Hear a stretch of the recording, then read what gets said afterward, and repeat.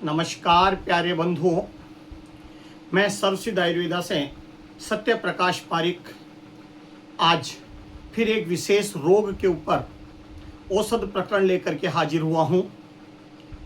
जैसा कि आप सब जानते हैं कि इस ग्रुप पर हम केवल किसी विशेष रोग, उसके उपचार एवं उसके लक्षणों पर चर्चा करते हैं और दी जाने वाली औषध के घटक द्रव्यों की चर्चा करते हैं। आज एक ऐसी बीमारी के बारे में हम चर्चा करेंगे जो आम जन को देखने को मिल रही है, जिसे अलग अलग नामों से जाना जाता है। कोई इसको श्वास कहता है, कोई दमा कहता है, कोई अस्थमा कहता है और कोई उठाव कहता है। सबकी अपनी अपनी भाषा हो सकती है, लेकिन थोड़ी सी सीढ़ियाँ चलते ही हाँफने लग जाते हैं, थोड़ा सा पैदल चलते हैं और बैठना पड़ता है, जल्दी जल्दी बोल लें तो हाँफने लग जाती है, ज़ोर ज़ोर से सांस लेना, रुक रुक करके बोलना, घबराहट होना, पसीने आ जाना और चलने की हिम्मत न होना, न जाने कई लक्षण होते हैं।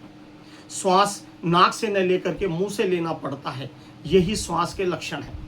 होता क्या है इसमें कि या तो कभी बचपन में निमोनिया बिगड़ा हुआ हो या आपके फेफड़े में कोई बीमारी रही हो, इन कारणों से ये दमा रोग होने की शिकायतें बनती हैं।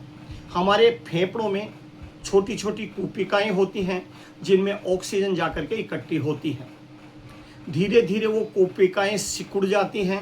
ऑक्सीजन की मात्रा हमारे शरीर को जितनी आवश्यकता उतनी पूरी उन लंग्स के द्वारा नहीं मिलती, इसलिए हम नाक से सांस न लेकर के अतिरिक्त सांस मुख से लेने लगते हैं। यही सांस की बीमारी है। सांस लंबे समय तक जब रोग रहता है तो ये अन्य बीमारियों को भी जन्म दे देता है। पुराने लोग कहा करते हैं कि दमा दम के साथ जाता है, अर्थात जब व्यक्ति की मृत्यु होगी तभी दमा से निजात मिलेगी।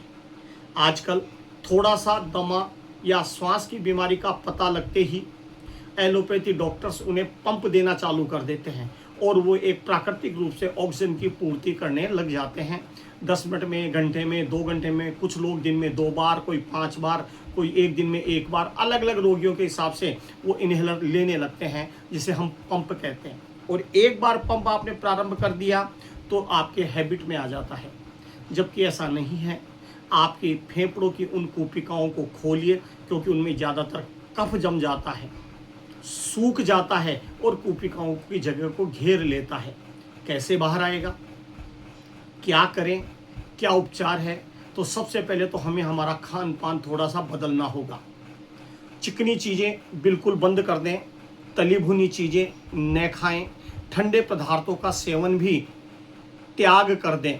आइसक्रीम, कुल्फ़ी, फ्रीज में रखी हुई चीज़ें, ठंडे फल फ्रूट कुछ भी ना लें, और विशेषकर चिकनी चीज़ें तो ले ही नहीं। और सबसे बड़ी बात, दूध का सेवन करें, लेकिन रात्रि में दूध वर्जित है, रात में दूध न लें। औषध के रूप में हम क्या लेंगे? सर्वसिद्ध और आयुर्वेदा की फार्मेसी स्वास्थ्य हर्बल के तत्वाधान में एक दमा किट, श्वास के निराकरण के लिए एक 4 औषध का किट है।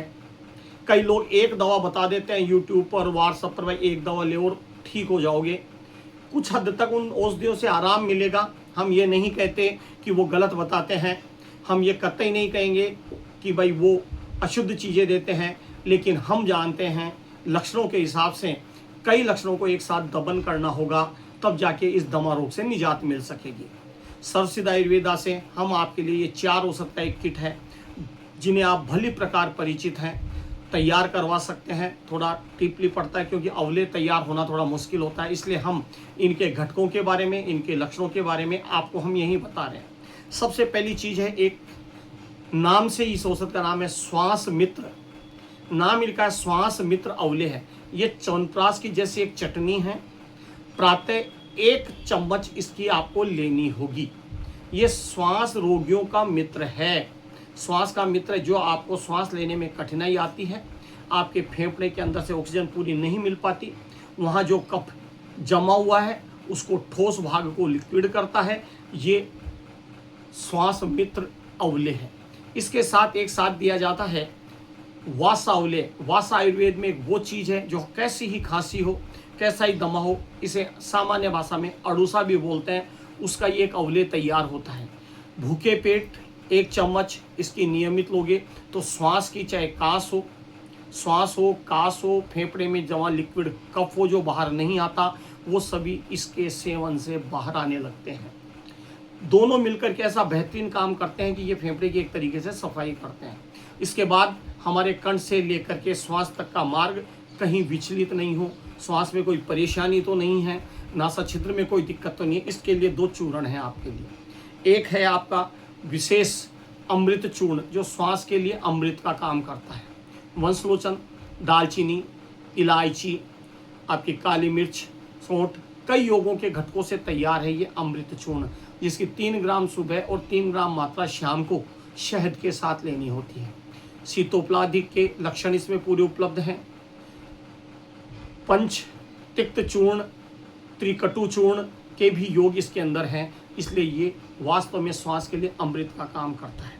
कभी कभी श्वास में बहुत ज़्यादा खांसी चलती है, रुक नहीं पाती, एक खुराक जैसी चीज़ में उसको रोका जा सकता, श्वास के उठाव में परेशानी आती है, तो बड़ी पीपल, काकड़ा सिंगी, जायफल, पीपल पत्ती चूर्ण, पीपल छाल चूर्ण एवं अर्जुन छाल चूर्ण से एक विशेष तैयार किया हुआ चूर्ण होता है, जिसका नाम हमारे स्वास्तिक हर्बल्स में नाम रख रखा है श्वास दमोसद, स्वास्तिक दमोसद, स्वास्तिक दमे की औसत।